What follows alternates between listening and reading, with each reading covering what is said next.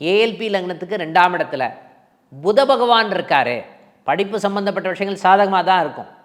ஆனால் முக்கியமாக இப்போ ஏஎல்பி லக்னம் மகர லக்னம்னு வச்சுக்கோங்களேன், 2ஆம் இடத்துல புதன் இருக்கவே கூடாதுன்னு நம்ம சொல்லுவோம்.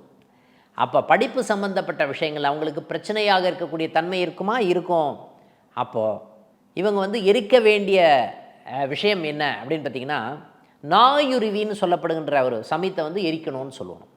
அதே மாதிரி 2ஆம் இடத்துல குரு பகவான் இருக்கார் சார், சாதகமாகவே இல்லை அப்படின்னு நீங்கள் நினச்சிங்க அப்படின்னு சொன்னால், இந்த காலகட்டத்தில் நம்ம எரிக்க வேண்டிய ஒரு விஷயம் என்ன அப்படின்னு பார்த்திங்கன்னா, அரச மரக்குச்சியை எரிக்க வேண்டும்.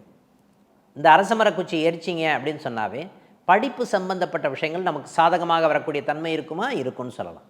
அதே மாதிரி ஏஎல்பி லக்னத்துக்கு 2ஆம் இடத்துல சனி பகவான் இருக்கார் சார், நான் என்ன சார் எரிக்கணும்? முக்கியமாக மீன லக்னம்னு வச்சுக்கோங்க, 2ஆம் இடத்துல சனி பகவான் இருக்கார், என்ன சார் எரிக்கணும் அப்படின்னு கேள்வி கேட்டீங்கன்னா வன்னி குச்சியை எரிங்க. ஓகேங்களா?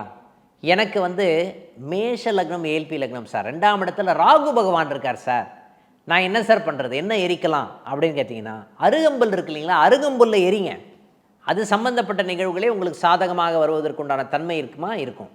எனக்கு தனுசு லக்னம் சார், 2ஆம் இடத்துல கேது பகவான் இருக்கார், நான் என்ன சார் எரிக்கலாம் அப்படின்னு பார்த்தீங்கன்னா, முக்கியமாக தர்பை புல் இருக்கு இல்லைங்களா, தர்ப புல்லை எரிங்க. உங்களுக்கு படிப்பு சம்பந்தப்பட்ட விஷயமும் சாதகமாக வருவதற்கு உண்டான தன்மை இருக்கா? இருக்குது.